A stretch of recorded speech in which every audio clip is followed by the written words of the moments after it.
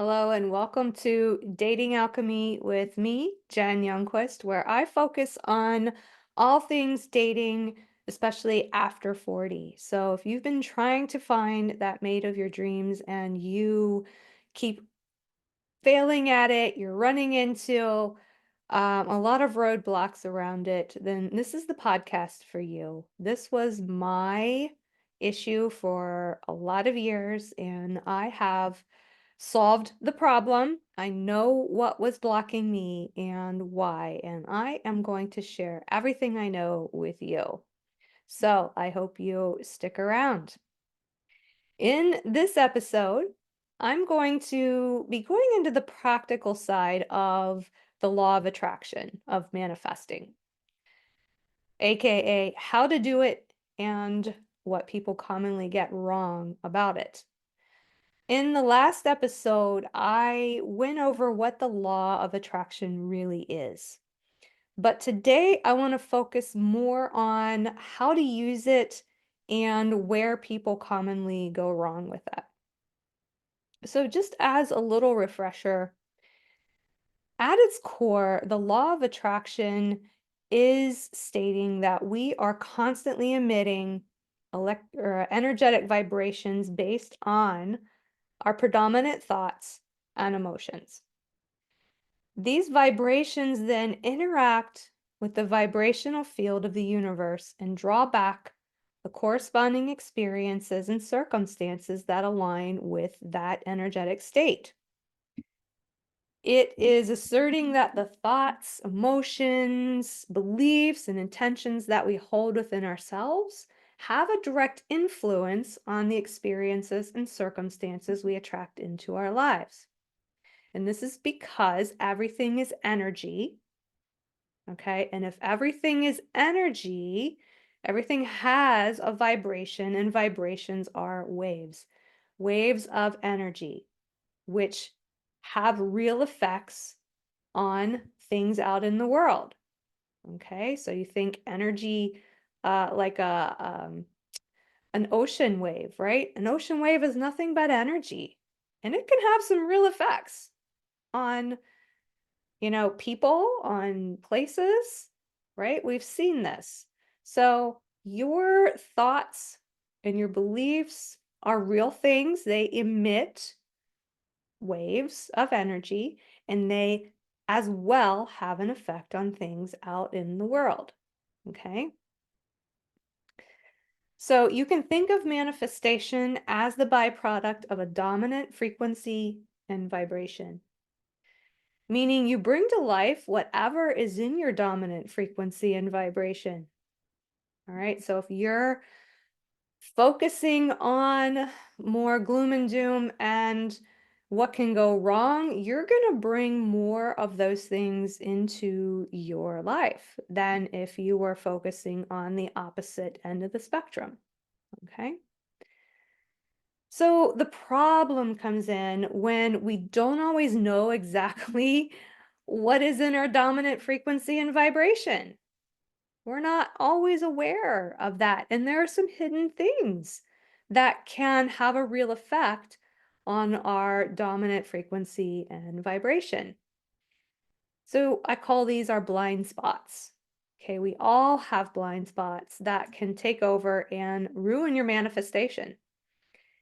These blind spots are called technically your shadow. Okay.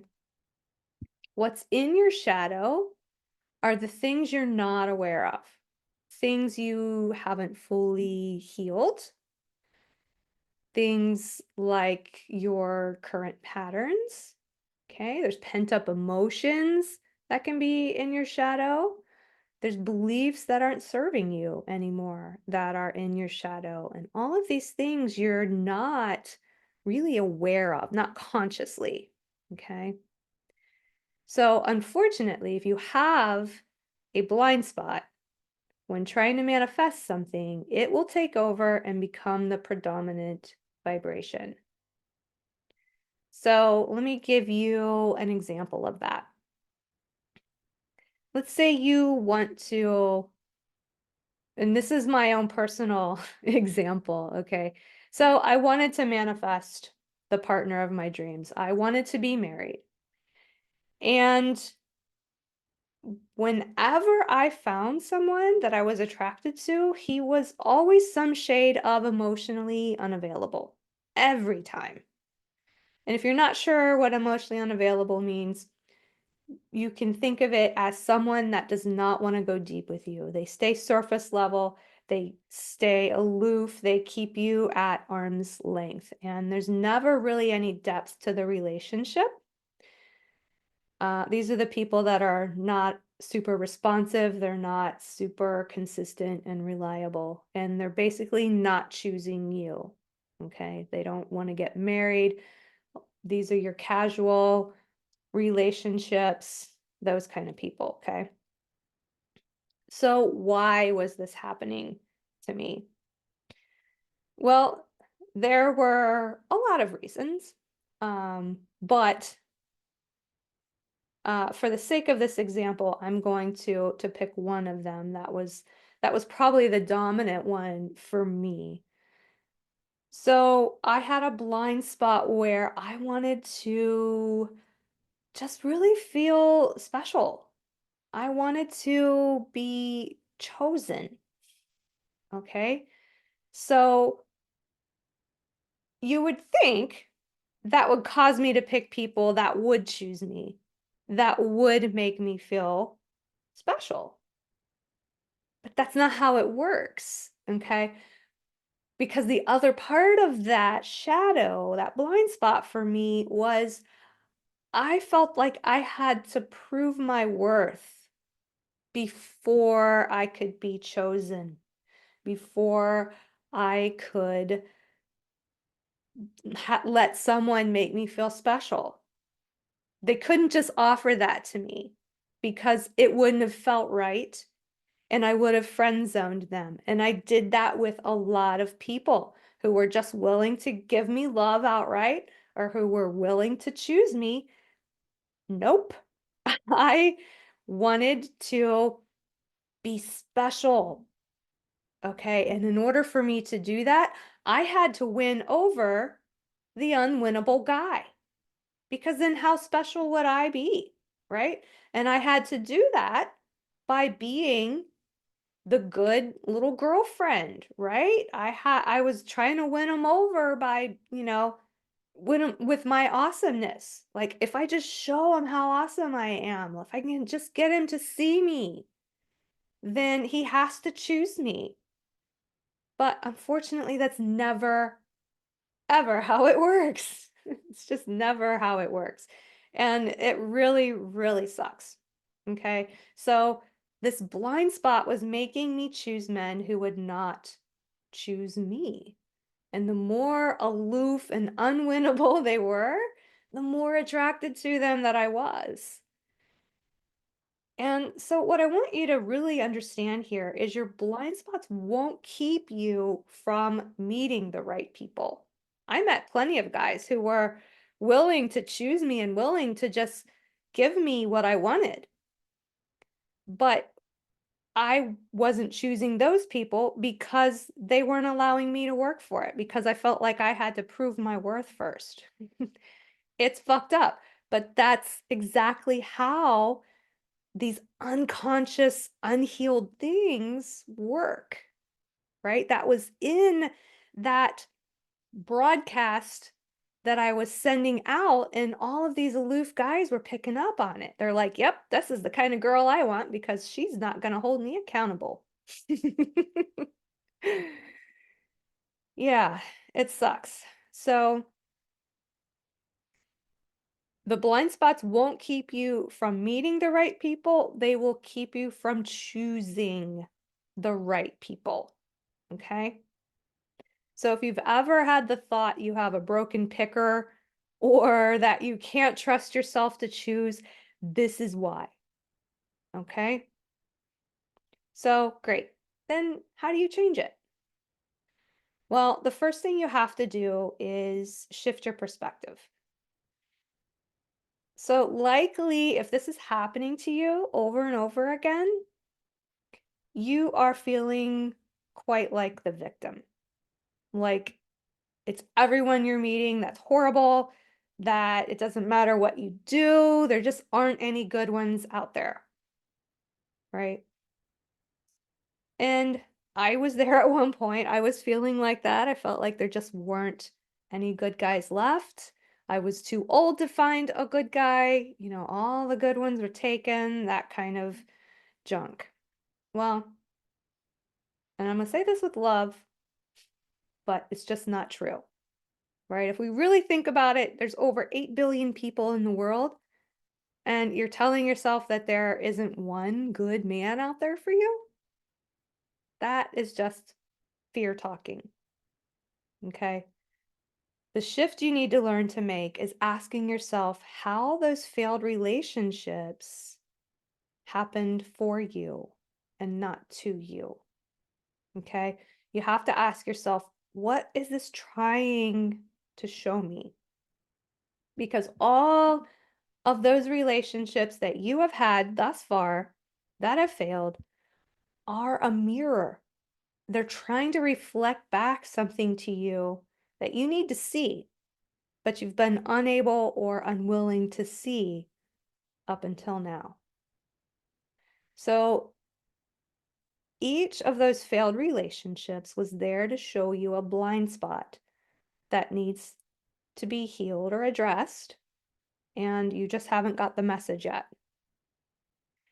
So, how do you uncover the message? Well, you have to look at the energetics of the relationship as a whole. Okay. So, for example, do you keep getting cheated on? Maybe you need to take a look at trust. Trust is an issue for you. Do you trust yourself? Are you slow to trust others? So remember, if that's your dominant frequency, that's what you're going to create in your life, right? So if you're not trusting yourself and you're not trusting others, that's exactly what you're going to choose because that fits your dominant frequency and vibration, which is your belief system.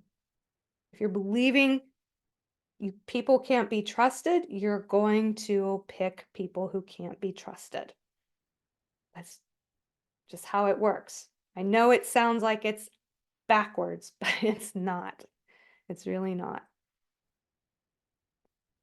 So sometimes it's really hard to see these lessons in the mirror, especially if you don't understand relationship energetics.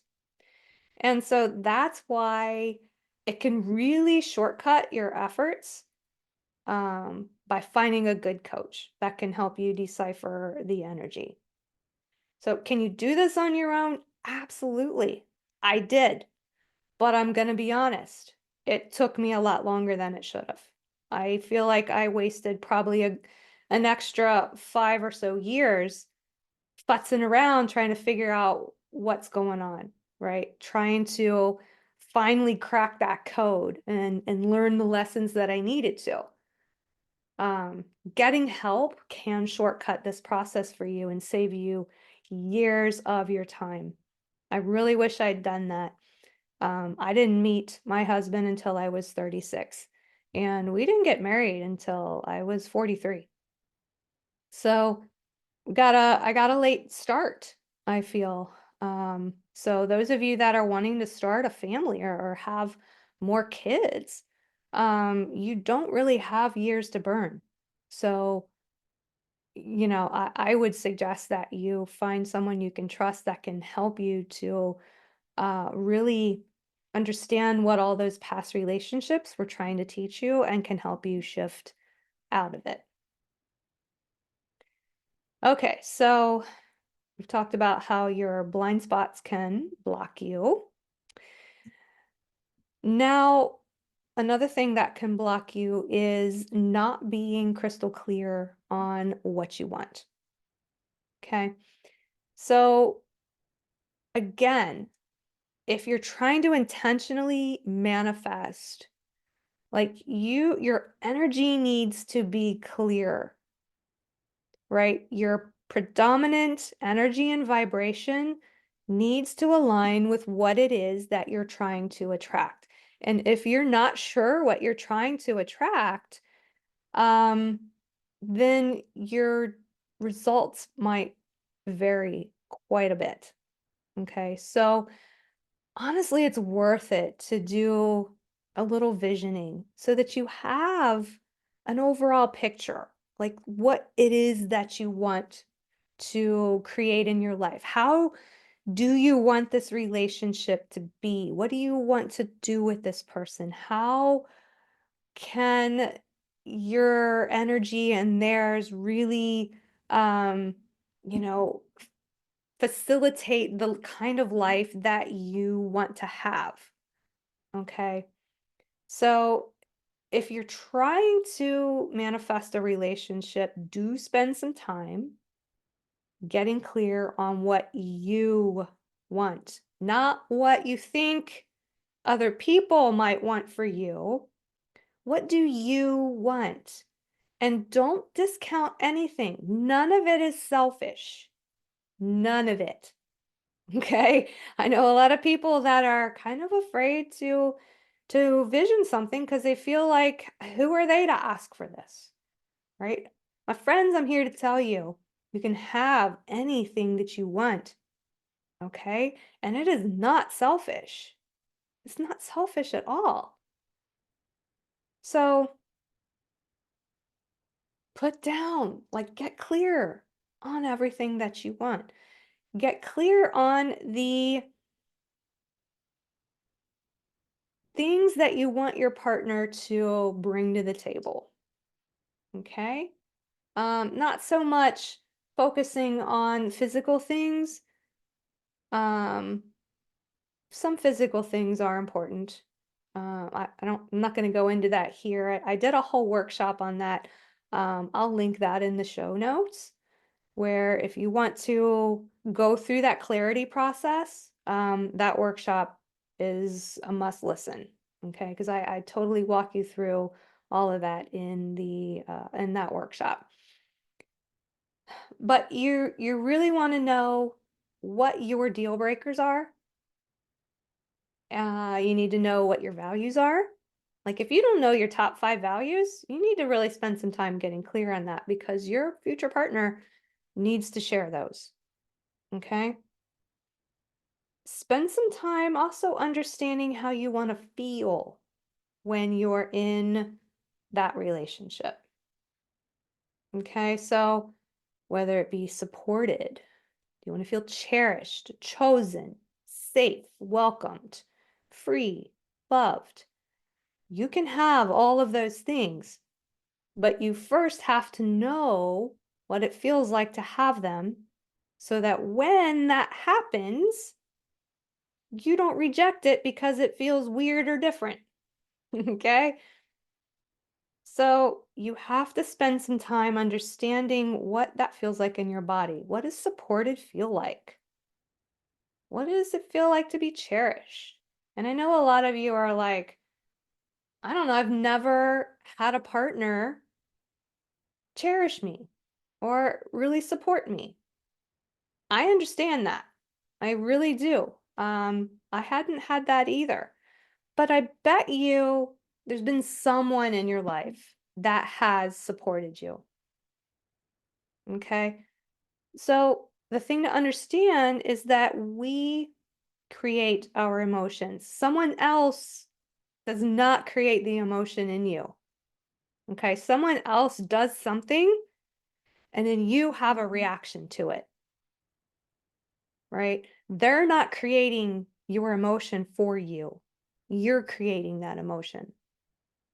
So someone in your life likely has shown you these things. And if not, use your imagination, use your pet. Okay. All you need to do is conjure it in your body. Your brain doesn't know the difference. Okay. Your brain, let's do a little example here. So if you close your eyes and you think about a lemon slice and you think about biting into that lemon slice, you start salivating, right? Because your brain doesn't know the lemon slice isn't real. Okay? It's the same thing with feelings. All right? And you need to bring that into your body make a little mental note of it. Um, a little body map. Where do you feel it? What's it feel like? So that you can recognize it when it happens. And those things are very, very important. Okay. Another thing that people maybe get wrong about manifesting is not understanding some of the laws that go into manifesting, especially the law of reciprocity. So, reciprocity is basically, right, I do for you, and then you do for me. However, this law also states that it is you that are responsible for managing that. Okay? You're the one responsible for the boundaries around it. So, those of you that are maybe uh, have some people pleasing tendencies, who are overgivers, that just give and give and give, and then when no one gives back to you, you start getting a little resentful, right? That's because it's not the other person's responsibility to give back to you. You have to ask for it. Okay? This is where it's important to learn how to stand up for what you want. You have to learn how to ask for what you want. You have to learn how to expect your needs to be met in that relationship as well. And if they're not, you have to be willing to take some action. Okay? Either saying something or using your feet and getting the hell out of there. Okay? That is part of that universal principle, the law of reciprocity. States it right in there. All right. So if you are not managing that boundary around your giving, you're going to attract a lot of takers and you're going to feel depleted and you're going to feel resentful. Okay. So if that's a big piece for you and you always tend to attract narcissists or you attract selfish individuals, people who aren't willing to give to you, that's a huge piece that you need to take a look at. Okay. So, managing that people pleasing tendency and start to realize that this is all just energy, right? You can't exhaust yourself and not demand that you be refilled. Okay. Whether you're refilling it yourself or you're refilling it from other people, there has to be a reciprocity. There has to be an energy exchange in a relationship. Because if not, then you have a power imbalance. And power imbalances lead to control. Okay? So it's all connected, you guys. It's all connected.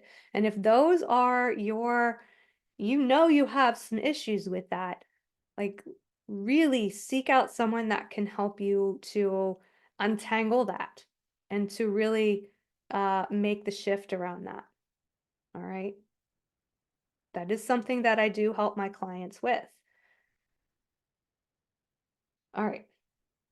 Next thing that people don't really get right with manifesting is they don't spend time intentionally meditating on what it is that they want.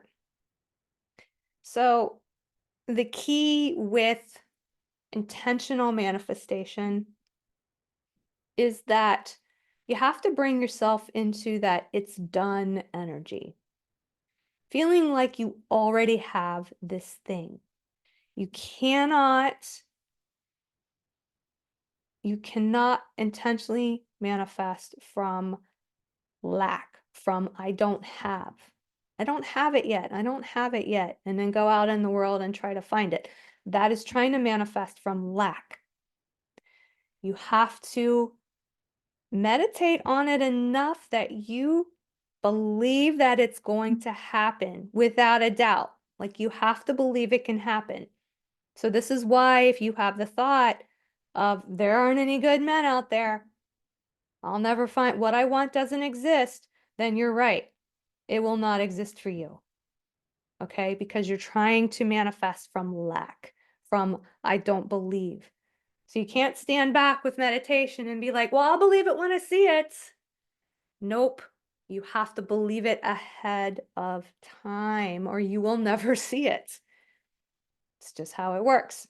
So when you spend some time intentionally thinking about what it is that you want, you bring the feeling into your body of what it feels like to already have that thing.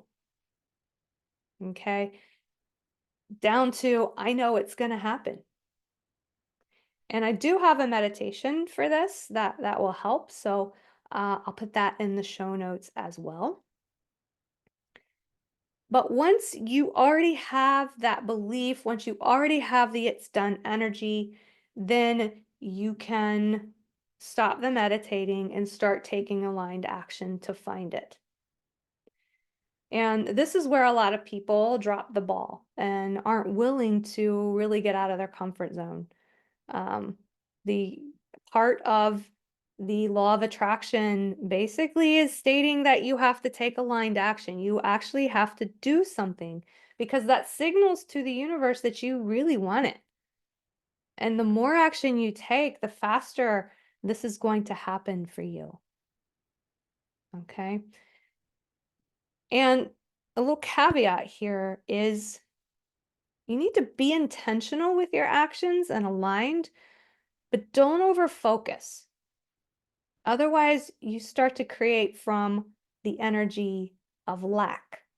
Remember, you want to create from the energy of abundance, that it's done, it's coming energy. So I'll give you an example. Once, well, I spent probably a couple weeks meditating on what I wanted. Um, and then I basically made a pact with myself that I was going to say yes to things I would normally say no to. Just so I could get out of my current energy rut, to get out into the world, get out of my comfort zone, because my friends, what you want is never going to be in your comfort zone. Otherwise, you'd already have it. So I had to get out into the world and I started to do things I wouldn't normally do. But I didn't take action from the thought of, well, if I go do this thing, I might meet somebody. I'll be introduced to um, a future date, or someone will come up and ask me out, right? I didn't go into it thinking that. I went into it with an attitude of curiosity, like, what could happen if I signed up for this charity bike ride, which is what I did? What could happen if I kept talking to this stranger that walked up to me and introduced herself and invited me to ride with her? What could happen if I said yes to her setting up a meet and greet with a friend of hers that she thought I might hit it off with?